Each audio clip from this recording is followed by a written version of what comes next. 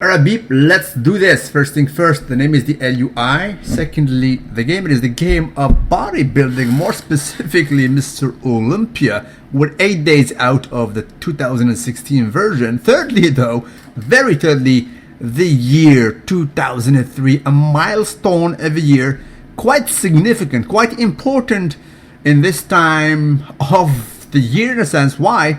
Because a lot of things happened back then, right? We have Jay Cutler coming back. As you guys know, he was not saluting the IFBB in 2002. He did not participate. He played a Kai Green of himself, right? He did the trick of Kai Green. He said, damn you, I'm not going to compete because you stole for me the Mr. Olympia 2001. He thought that he should deserve to get the title where Ronnie was off in 2001. Well, he made a big mistake, because Ronnie was also off. He was not at the greatest shape in 2002. In my book, Ronnie Coleman should have lost 2001 and 2002. He was at the weakest. So he has been pushed somehow to leave humanity. So he came back in this year, 2003, to solidify his legacies, baby. Not only that, but he transformed, overhauled his body completely, right? So that's one reason. The second being, it was the last showing of Kevin Levroni in 2003. And as you guys know, he is the talk of the hour right now. So let's get right into it, shall we? So this was the very show, right? We have Jay Cutler coming back doing battle versus a transformed, admittedly bigger Ronnie Coleman. And this was the deal sealer, the back. As you guys know, the back makes you or breaks you. It was no exception back then, believe me. We had, of course, the vampire of them all, right? Mr. Dexter Jackson. This was probably, he's always like that. I mean, since last century for all I know. Proceed, shall we? Marvelous picture, significant. We're going to come back to this. Picture is decisive. Believe me, it is decisive. It is historical in a sense, right? There you go, from the side. And as a testament, as I mentioned to you guys, in 2002, this was Ronnie Coleman. It was definitely smaller with a dead face, cheekbones all day and every day. It was smaller. It was vulnerable. Believe me, it was vulnerable, right? Not threatened by Kevin Levroni, who placed second. In my reckoning, the guy who should have won that Mr. Olympia was Gunther Schlierkamp. They gave him number 5, for God's sake. Anyway, he has been pushed. Probably Joe and Ben Weeder talked to him, bro, we need you to solidify your legacy, so do something. Up the training, right? So he upped that training, and he became this in 2003, much bigger, happier, no cheekbones. He was all meat everywhere. But then again, proceed, shall we? We arrive at the 10th position. This was a Brit. His name is E.T., also named as Ernie Taylor. And right off the bat, you guys will be drawn to this something here. It is a triceps sweep somehow. A lot of people speculate until today that his gains were absolutely oil, right? I'll let you be the judge. Nonetheless, he placed 10th at that event. I do recall when he burst into the scene, he won versus Mike Matarazzo, and Mike was mad. He told him, bro, this guy only won because of his tricep, and he is absolutely legless. Nonetheless, was quite ecstatic, right? I do recall also Dorian Yates defending him. He said, bro, I know this guy since he was a kid, and his triceps are absolutely loyal. I'll let you be the judge. This was not from the same contest, but look, I mean, the tricep and also the teardrop look absolutely suspect. This is not normal to have like a bubble here, right? Absolutely not to be saluted. I'll let you be basically the judge. This was in 1998, by the way, I think, right? Tricep were absolutely huge, and some whatever development here in the outer head was absolutely not regular, to say it politically correct. Nonetheless, 10th position, right? 9th position was Melvin Anthony, marvelous Melvin Anthony. He was still young here. We spoke about him in 2006 and 2007, right? He was getting, those were like the 2 best years, but he was bursting into the scene, ecstatic as usual. You can see him here next to his friend Troy Alves, right, doing the front lat spread. Absolutely properly saluted. He took the 9th position, right? He was being looked at by the natural guy of all. This is Darwin Charles. For the record, we're going to talk about Darwin, right? Darwin back in the day used to claim natty. He said, bro, I always place lower than these guys because I'm the only natural guy in the IFBB. I'll let you be the judge. You can appreciate the presence of Superman Lee Priest. He was absolutely not being saluted by the IFBB back then. Guess what? He placed number 15. 15, that's right. In this year, it was an absolute shame. The previous year, 2002, he placed number 6. They hate this guy.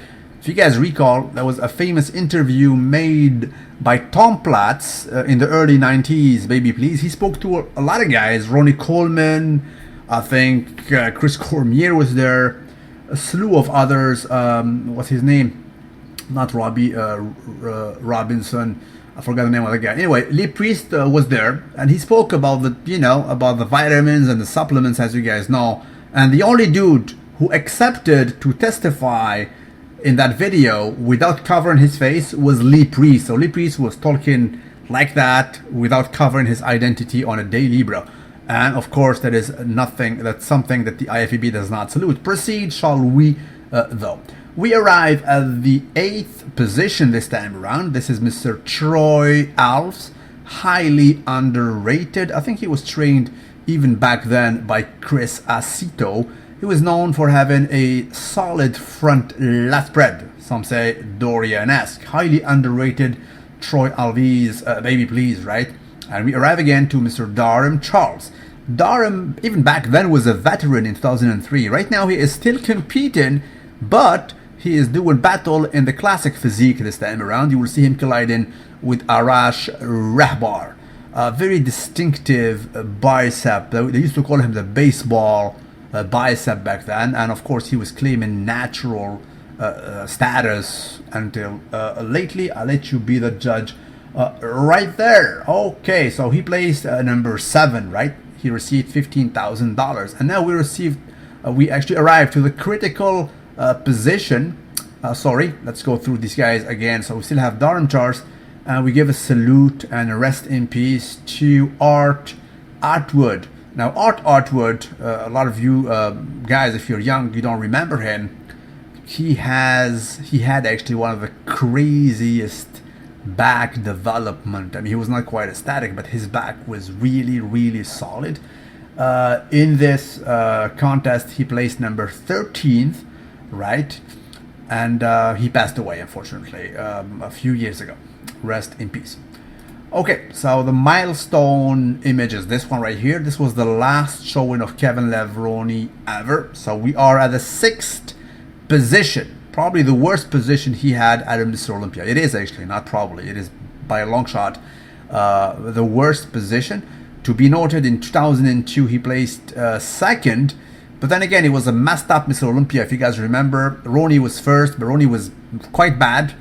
3rd, I think, was what's his name? Chris Cormier's was 3rd, right?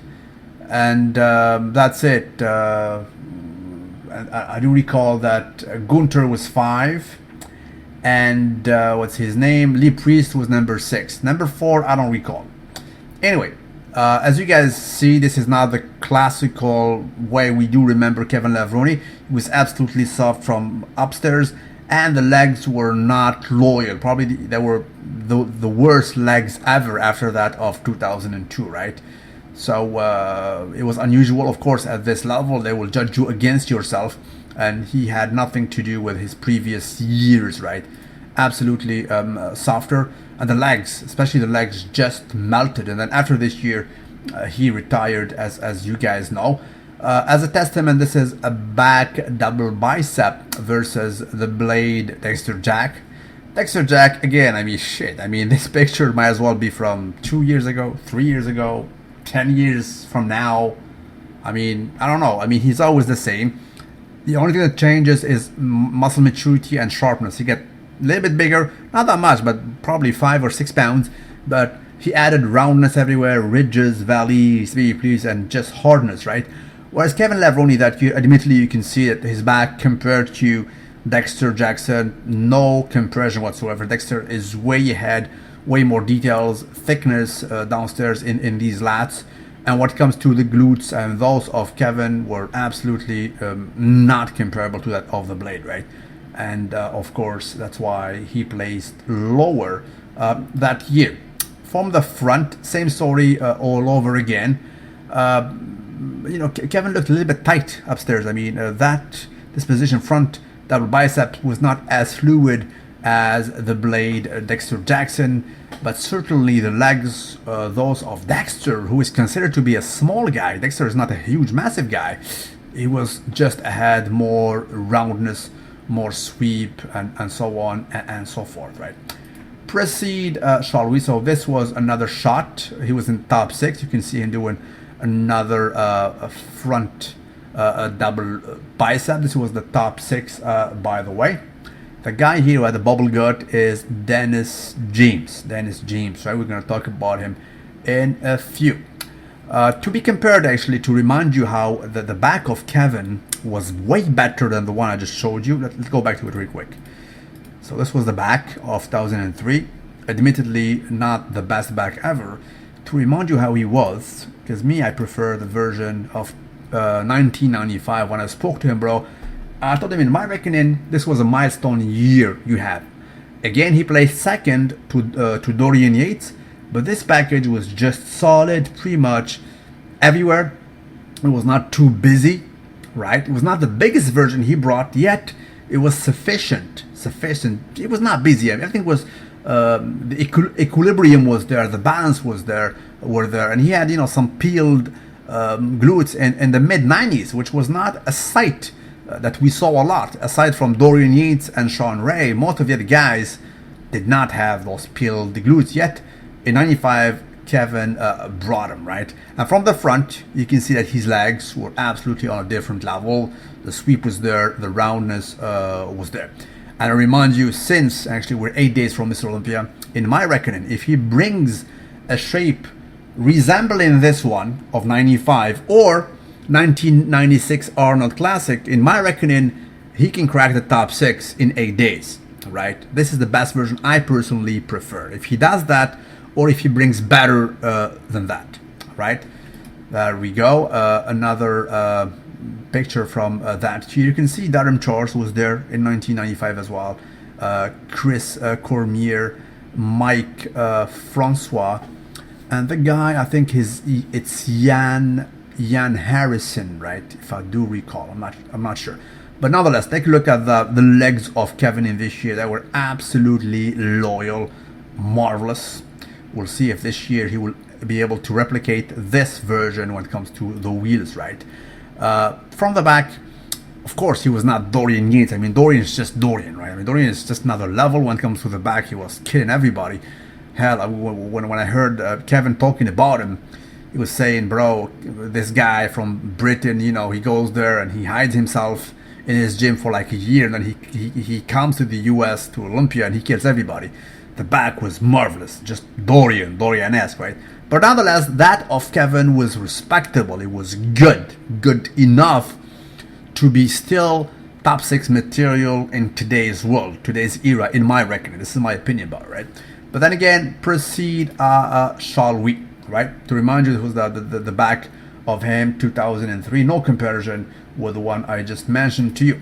We arrived to the 5th position this time around. This is Gunther Schlierkamp, so the exact same position as 2002. The thing is, this guy is disliked, I don't know why, right? As you guys remember, in 2002, he made a speech after he placed 5. They gave him the microphone. He said, bro, I don't care about the placing and something like that. You guys are my motivation, you fans. I might as well win with you rather than winning the show, because believe me, he was robbed in 2002. So they gave him the same place in the year later, and that is what's up. You can notice Johnny Jackson, he was still there back then. This guy, I forgot his name. Proceed, haha, shall we? So Gunther Schlierkamp, front double biceps versus Kevin Levin in the same year. Again, you will notice the wheels of Kevin, unfortunately, were not his best asset in his last showing, and Superman was there. I mean, he was so pissed. They gave him freaking number 15, almost the last position. only $2,000. Absolutely not saluted. Okay, this was him actually. This was in the finals. Biceps was absolutely crazy. So number 5 for Mr. Gunther Schlierkamp, right? To be remembered actually, this was the previous year. The previous year he was out. I mean, he was out muscling. He was bigger than Ronnie Coleman, who was in front of him, right? He was about 300 pounds, and they did not give him Mr. Olympia, so he was pissed. Anyway, Dennis James, probably the best year he had ever. Finally, he was able to dial in. This guy had a habit actually of posting progress pics prior to Mr. Olympia, and he looked sick. But then again, he missed peak week usually. But this year he did it right, so he was able to crack the top 6 and be number 4 and win $40,000. You can see him next to the blade, absolutely marvelous. Here next to Kevin Levroni, looked admittedly harder and sharper with a granite look. It was absolutely solid. He had some physical flaws that are impossible to correct, namely the lats were absolutely high, reminiscent of that of Dennis Wolf, for instance, right? And from the front, as we saw before, his bubble gut was absolutely not loyal, right? He was holding his own next to Ronnie Coleman, even from the back. I mean, the glutes were there, hammies were loyal, and so on and so forth, right? Number 3, no surprise really. I mean, Dexter is Dex, as I mentioned to you guys. In 80 shows, he plays in the top 5, and this is no exception. He was number 3. I mean, wow. I mean, look at it. His face does not age. Nothing changes. I mean, this guy is a specimen. I do not kid you when I tell you that science should study him at the DNA level. How is he able to withstand time? I mean, he's compared to nobody, all right? Because this guy is always training. You know what we call cruising and blasting? He never goes off of that for years and years and years, and he lasted that. I mean, he does not take. He was not taken off the gym like Kevin Levroni for 6 months and then he comes back. This guy is training all year long and he lasts, right? Absolutely exceptional. What can we say about it? Just perfect, right? Front lat spread next to Dennis James. He was smaller than him, yet just winning with aesthetics all day and every day. So we arrive at the 2 top position. As I mentioned at the beginning of this video, from the front, quite frankly, there was not much into it. For instance, in this pose, I still give it to Jay Cutler because of the midsection. Ronnie Coleman, his midsection was never his best asset. You know, 4-pack, looks a little bit crooked. And Jay Cutler in his first years, it was not that large. It was just still good. He has all kinds of striations in the quads. I think he leads slightly, so right from the front. Again, front double bicep, there is not much into it. I mean, be my guest. Give it to anyone, right? I mean, this guy is not busy when it comes to Jay Cutler. And Ronnie is just massive left humanity. I mean, wow, it's just marvelous, right? There is not much into it. I say give it to Ronnie by a slight edge, but very close. From the back, though, that's a different story. Now, let's take a look at this real quick and try to analyze this, right? Let's start with Jay Cutler. His back is good. This is one of his best backs ever. It was just solid, way better than that of 2001. So he progressed. He did pretty much his max. He reached his genetic limit. This back is just solid. It's dry. But then again, Ronnie Coleman is a whole new level. This is like Boeing 747, huge, large, all kinds of details, you know, surrounded by 2 huge arms that has a peak and a sweep to it. Just marvelous. The lower back, of course, is more detailed.